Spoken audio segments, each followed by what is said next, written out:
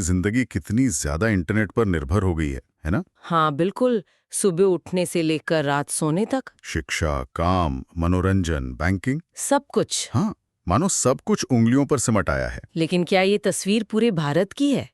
मतलब क्या हर किसी के लिए ये हकीकत उतनी ही आसान है? यही तो बड़ा सवाल है।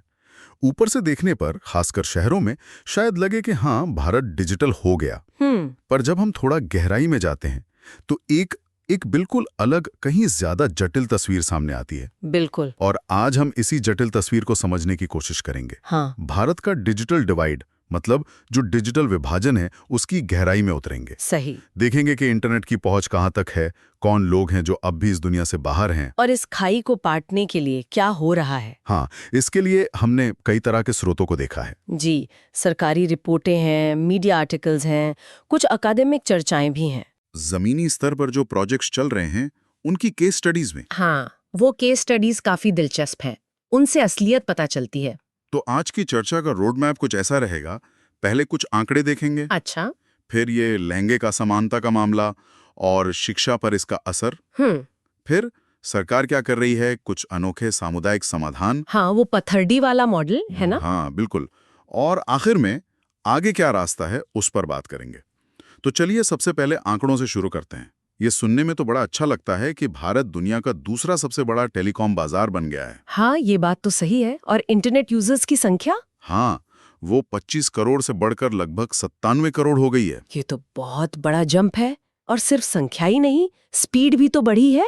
अच्छा, स्पीड का क्या सीन है? देखिए, औसत मोबाइल डाउनलोड स्पीड के मामले में भारत की ग्लोबल रैंकिंग, आप सोचिए, 130वें नंबर से सुधरकर 16वें पर आ गई है मार्च 2024 तक। 130 से 16, ये तो जबरदस्त छलांग है। हाँ, ये इंफ्रास्ट्रक्चर में सुधार दिखाता तो है। लेकिन क्या ये आंकड़े पूरी कहानी बताते हैं?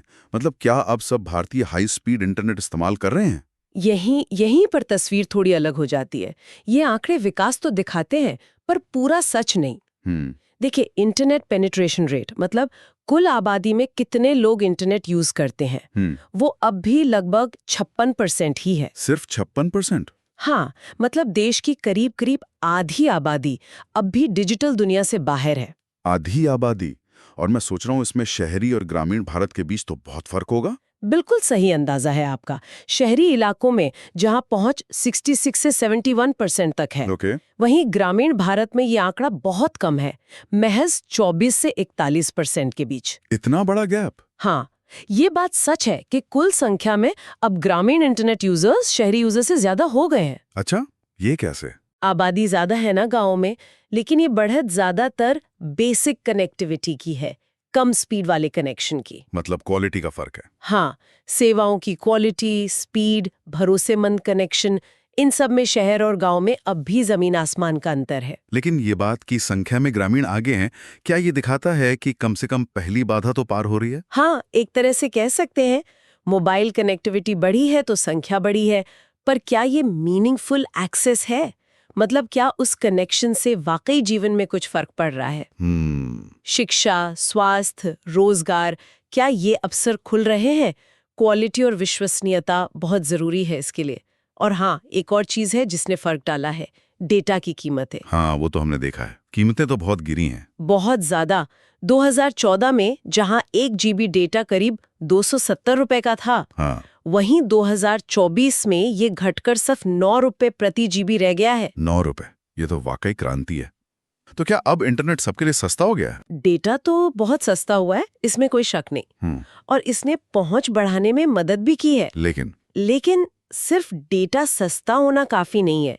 इंटरनेट चलाने के लिए डिवाइस भी तो चाहिए। हाँ, स्मार्टफोन या कंप्यूटर। और वो डिवाइस खरीदना आज भी कई गरीब परिवारों के लिए मुश्किल है, उनके बजट से बाहर है। सही बात है। और फिर दूर दराज के इलाके हैं, पहाड़ी इलाके, वहां तक फाइबर ऑप्टिक केबल पहुंचाना मुश्किल काम है बहुत।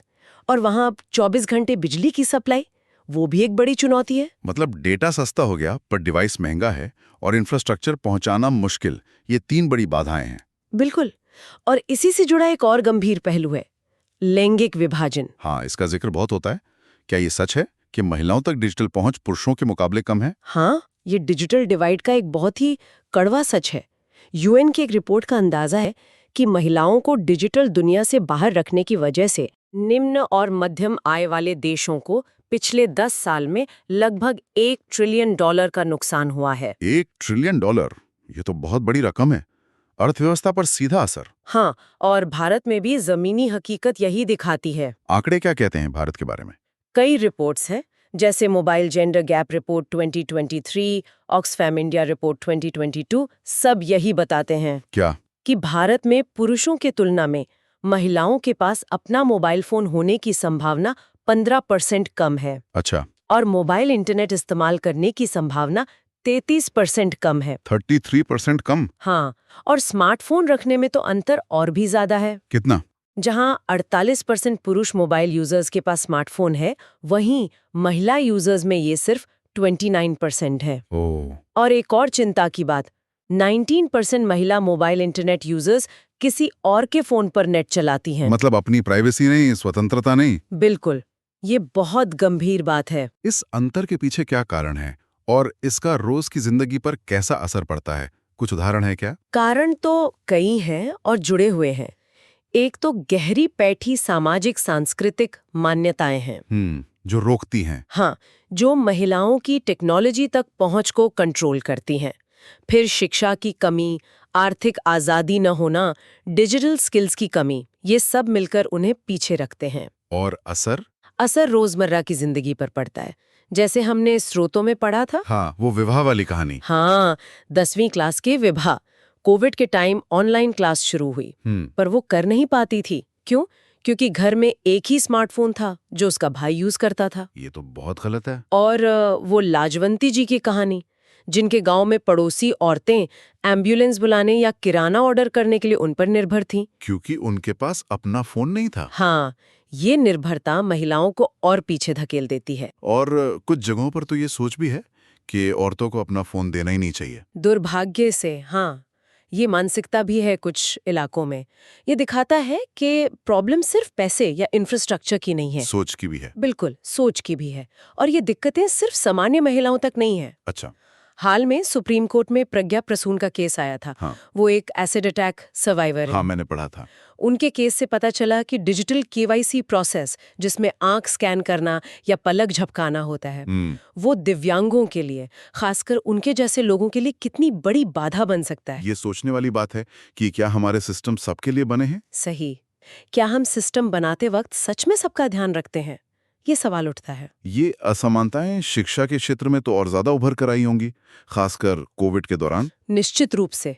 कोविड ने तो जैसे ही शीशे की तरह साफ कर दिया इस डिजिटल विभाजन को शिक्षा में। हाँ, सब कुछ अचानक ऑनलाइन हो गया। और इसका सबसे बड़ा नुकसान उन बच्चों को हुआ जिनके पास न डिवाइस था, न इंटरनेट, न घर पर पढ़ने का शांत माहौल। हायर एजुकेशन वाले संस्थानों ने शायद जल्दी अडेप्ट कर लिया होगा, उनके पास रिसोर्स ज्यादा होते हैं। कुछ हद तक हाँ, जैसा डॉक्टर शांति नायर ने भी कहा था, हायर एजुकेशन इंस्टीट्यूट्स ने टेक्नोलॉजी जल्दी अपनाई।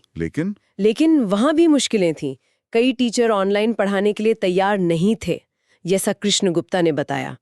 और छात्रों के लिए भी दिक्कतें थीं, डिवाइस का खर्चा, नेट पैक, घर में पढ़ने की जगह, और स्क्रीन टाइम की थकान। हाँ, मानसिक और शारीरिक थकान, ये सब बड़ी समस्याएं थी। स्कूलों की हालत तो और भी खराब रही होगी। आंकड़े क्या कहते हैं? आंकड़े तो बहुत चिंताजनक है। ORF की रिपोर्ट के मुताबिक भारत के सिर्फ 32.4% स्कूलों में ही काम करने वाले कंप्यूटर हैं। बस। हाँ, और स्मार्ट क्लासरूम वो तो सिर्फ 24.4% स्कूलों में है। तो डिजिटल शिक्षा की बातें कैसे होंगी? यही तो सवाल है। नींव ही बहुत कमजोर है, खासकर सरकारी स्कूलों में। उस समय एक बहस ये भी चल रही थी कि असल मुद्दा ऑनलाइन ऑफलाइन का है या पढ़ाने के तरीके का। हाँ, कुछ एक्सपर्ट्स कह रहे थे कि माध्यम जरूरी नहीं, पढ़ाने वाला अच्छा होना चाहिए। और कुछ कह रहे थे कि गांव में इंटरनेट है, लोग यूट्यूब सोशल मीडिया तो चला ही रहे हैं। यस, ये थोड़ी जटिल बहस है।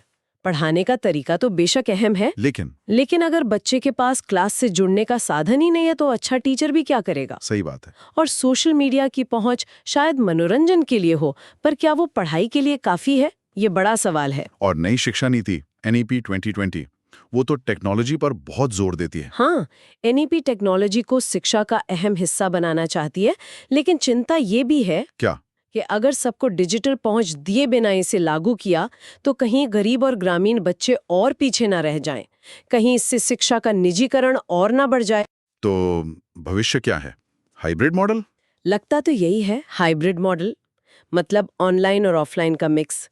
लेकिन ये तभी कामयाब होगा जब डिजिटल खाई पटेगी। तो इस खाई को पाटने के लिए सरकार क्या कर रही है? डिजिटल इंडिया का नाम तो बहुत सुना है। हाँ, 2015 में शुरू हुआ डिजिटल इंडिया एक बड़ा अम्ब्रेला प्रोग्राम है। इसके तहत कई योजनाएं हैं। जैसे? सबसे पहले तो इंफ्रास्ट्रक्चर। इसमें भारत नेट सबसे बड़ा नाम है। हाँ, ऑप्टिकल फाइबर वाला? हाँ, दुनिया की सबसे बड़ी रूरल ब्रॉडबैंड परियोजनाओं में से एक। लक्ष्य है सभी 2.5 लाख ग्राम पंचायतों को फाइबर से जोड़ना। कितना काम हुआ है इस पर? जुलाई 2024 तक का दावा है कि 2,13,000 से ज्यादा ग्राम पंचायतें जुड़ चुकी हैं। अच्छा। और दूर दराज के गांवों के लिए USOF फंड से 4G मोबाइल सेवाएं पहुंचाई जा रही हैं। ये तो हुई कनेक्टिविटी। इसे लोगों तक पहुंचाने के लिए, एक्सेसिबल बनाने के लिए। उसके लिए PM वाणी योजना है, जो पब्लिक वाईफाई हॉटस्पॉट बढ़ा रही है। और गति शक्ति संचार पोर्टल है, ताकि फाइबर बिछाने या टावर लगाने की परमिशन जल्दी मिले। मतलब काम तेजी से हो सके। हाँ, लेकिन सिर्फ कनेक्शन देना तो काफी नहीं, लोगों को इस्तेमाल करना भी तो आना चाहिए। Digital literacy? बिल्कुल सही सवाल। उसके लिए PMGDISHA यानी प्रधानमंत्री ग्रामीण डिजिटल साक्षरता अभियान चल रहा है। ओके। करोड़ों ग्रामीणों को बेसिक डिजिटल स्किल्स सिखाने का टारगेट है। और कॉमन सर्विस सेंटर, हाँ, जन सेवा केंद्र, वो गांव में डिजिटल सेवाओं के एक्सेस पॉइंट बन गए हैं। लोग वहां जाके मदद ले सकते हैं। और इन सब का इकोनॉमी और रोजगार पर भी कुछ असर है? हाँ, कोशिश तो है। जैसे मोबाइल फोन मैन्युफैक्चरिंग के लिए PLI स्कीम। हाँ, वो तो काफी सफल रही है। हाँ, भारत अब बड़ा मोबाइल मैन्युफैक्चरर बन गया है। छोटे शहरों में BPO खोलने के लिए भी स्कीम्स हैं। और स्टार्टअप्स के लिए टाइड 2.0, जेनेसिस, NGIS जैसी कई पहले हैं। यानी सरकार ने connectivity, access, literacy, manufacturing, startup हर तरफ से कोशिश की है। कोशिशें तो चौतरफा हैं। लेकिन क्या ये सब जमीन पर उतना असर कर रहा है? सुप्रीम कोर्ट ने भी तो कुछ कहा था हाल में। हाँ, कोशिशें हो रही हैं, आंकड़ों में सुधार भी है, पर सवाल वही है, असर आखिरी आदमी तक पहुंच रहा है या नहीं, और कितनी तेजी से। और इसी बारे में सुप्रीम कोर्ट का ऑब्जर्वेशन बहुत जरूरी है। कोर्ट ने कहा कि डिजिटल सेवाओं तक पहुंच वो अब अनुच्छेद 21 के तहत जीवन के मौलिक अधिकार का हिस्सा है। अरे वाह, फंडामेंटल राइट। हाँ, इसका मतलब है कि अब ये सिर्फ सरकार की पॉलिसी नहीं, बल्कि संवैधानिक जिम्मेदारी है कि वो डिजिटल डिवाइड खत्म करे। ये तो बहुत बड़ी बात है। इससे दबाव बढ़ेगा। बिल्कुल। अच्छा, सरकारी कोशिशों के अलावा क्या समुदाय खुद भी कुछ कर रहे हैं? कुछ कम्युनिटी लेवल के समाधान? हाँ, और ये सबसे ज्यादा उम्मीद जगाने वाली बात है। जब लोग खुद आगे आते हैं ना, तो उसके नतीजे अक्सर ज्यादा अच्छे और टिकाऊ होते हैं। इसका एक बहुत बढ़िया उदाहरण है महाराष्ट्र के पालघर जिले में। पालघर आदिवासी इलाका है वो तो। हाँ, वहीं Pathardi community centred connectivity initiative. Pathardi model, ये क्या है, कैसे काम करता है? ये 4P मॉडल पर है, पब्लिक प्राइवेट पीपल पार्टनरशिप। इसमें BIF जैसी NGO है, IIT बॉम्बे है, ग्राम पंचायत है, और सबसे जरूरी वारली आदिवासी समुदाय के लोग खुद है। अच्छा। और ये सिर्फ इंटरनेट बेचने का मॉडल नहीं है, ये एक सोशल एंटरप्राइज है। इसमें खास क्या है? सबसे खास है ई-दोस्त प्रोग्राम। ई-दोस्त? हाँ, इसमें गांव की आदिवासी महिलाओं को चुना, उन्हें ट्रेनिंग दी और डिजिटल उद्यमी बना दिया। कमाल है। तो ये क्या करती हैं? ये ई-दोस्त अब घर घर जाकर लोगों को डिजिटल सेवाएं देती हैं। बैंकिंग, बिल पेमेंट, फॉर्म भरना, जानकारी ढूंढना, सब कुछ। अरे वाह, मतलब दोहरा फायदा, गांव वालों को सुविधा और महिलाओं को रोजगार, हुनर और समाज में इज्जत। ये तो बहुत ही बढ़िया आइडिया है। हाँ, और ये मॉडल इतना सफल रहा कि अब दूसरे राज्यों में भी फैल रहा है। 100 से ज्यादा ई-दोस्त काम कर रही हैं। वाकई प्रेरणादायक। और क्या है इस पथरडी मॉडल में? इसमें सिर्फ सेवाएं नहीं, बल्कि समुदाय के अपने ज्ञान और संस्कृति को बचाने पर भी जोर है। वो कैसे? उन्होंने एक ऑफलाइन मैश नेटवर्क बनाया है, मतलब लोकल नेटवर्क, जहां बिना इंटरनेट की भी जानकारी शेयर हो सके।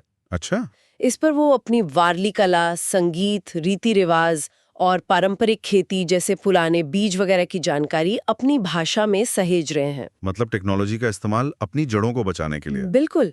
और आमदनी बढ़ाने के लिए भी इंतजाम है। वो कैसे? BIF की एक कंपनी है VAPCOL, उसके जरिए एक ई-कॉमर्स पोर्टल बनाया है। इस पर किसान अपना खास चावल, फार्मिंग मॉन्क ब्रांड, बेचते हैं, महिला समूह आंवला कैंडी वृंदावन ब्रांड बेचते हैं, वारली कलाकार अपनी पेंटिंग बेचते हैं, सीधे ग्राहकों को। बिचौलिया खत्म। हाँ, और आमदनी बढ़ी। और ये टिकाऊ है, मतलब प्रोजेक्ट खत्म होने के बाद। यही इसकी सबसे बड़ी खूबी है, ग्राम पंचायत ने इसकी जिम्मेदारी ले ली है। अच्छा। हाँ, वो इसे बिजली पानी जैसी जरूरी सेवा मानते हैं और अपने बजट से इसका खर्च उठाते हैं। ये तो सचमुच एक बेहतरीन मॉडल है। जी। समुदाय चला रहा है, समावेशी है, टिकाऊ है। हाँ। दिल्ली एनसीआर के पास भी एक फ्रीडम प्रोग्राम था ना? हाँ, फ्रीडम प्रोग्राम भी हाशिए पर रहने वाली लड़कियों और महिलाओं को डिजिटल लिटरेसी और मीडिया प्रोडक्शन सिखाकर सशक्त कर रहा है। वो नाली वाला किस्सा भी था शायद। हाँ, एक लड़की ने ट्रेनिंग लेकर अपने इलाके की टूटी नाली का वीडियो बनाया, वो वायरल हुआ और काम हो गया। देखिए, डिजिटल स्किल से सामाजिक बदलाव। बिल्कुल, ये सिर्फ रोजगार नहीं, आवाज उठाने का भी जरिया है। ये सामुदायिक पहले वाकई उम्मीद जगाती हैं। लेकिन अगर हम फिर से बड़ी तस्वीर पर लौटें, तो आगे की राह कैसी है? चुनौतियां तो अभी भी होंगी। हाँ, डिवाइस की कीमत अभी भी कई लोगों के लिए ज्यादा है। डिजिटल लिटरेसी बढ़ानी होगी, मतलब लोग सिर्फ चलाना नहीं, सुरक्षित और सही इस्तेमाल करना सीखें। और लास्ट माइल कनेक्टिविटी, हर घर तक इंटरनेट, वो सबसे बड़ी चुनौती है। तो इनसे निपटने के लिए क्या करना होगा? आगे का रास्ता क्या है? एक मल्टी प्रोंग स्ट्रेटेजी चाहिए। भारत नेट को तेजी से पूरा करना होगा और सिर्फ पंचायत तक नहीं, हर घर तक फाइबर FTTH पहुंचाना होगा। और जहां फाइबर मुश्किल है, वहां 5G, fixed wireless access FWA और जरूरत पड़े तो सैटेलाइट ब्रॉडबैंड जैसी टेक्नोलॉजी का इस्तेमाल करना होगा। डिवाइस सस्ते कैसे होंगे? और कंटेंट? सरकार को सस्ते अच्छे स्मार्टफोन बनाने के लिए कंपनियों को प्रोत्साहित करना होगा। और सबसे जरूरी क्या?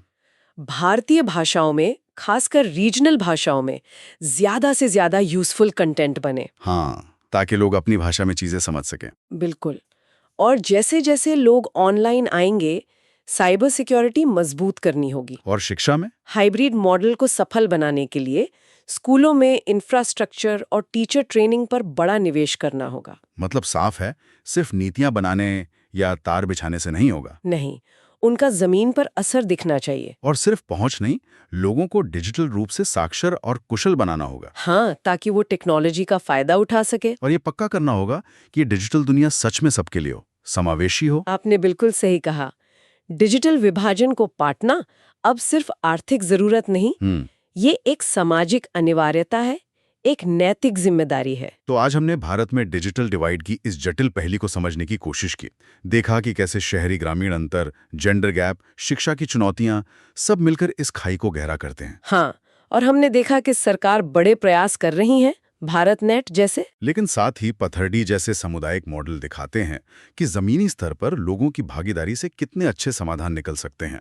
और सुप्रीम कोर्ट का कहना इसे और वजन देता है कि डिजिटल पहुंच अब विलासिता नहीं, मौलिक अधिकार है। हाँ, इस खाई को पाटना सिर्फ आर्थिक विकास के लिए नहीं, बल्कि सामाजिक न्याय, बराबरी और हर इंसान की गरिमा के लिए जरूरी है। और शायद यही आज की चर्चा का सबसे बड़ा सबक है। आगे बढ़ते हुए सवाल ये है कि हम टेक्नोलॉजी का इस्तेमाल सिर्फ जोड़ने के लिए नहीं, बल्कि सचमुच सशक्त करने और सबको साथ लेकर चलने के लिए कैसे कर सकते हैं। कैसे पक्का करें कि भारत की डिजिटल यात्रा में कोई पीछे ना छूटे। ये एक ऐसा सवाल है जिस पर हम सबको मिलकर सोचना होगा और काम करना होगा।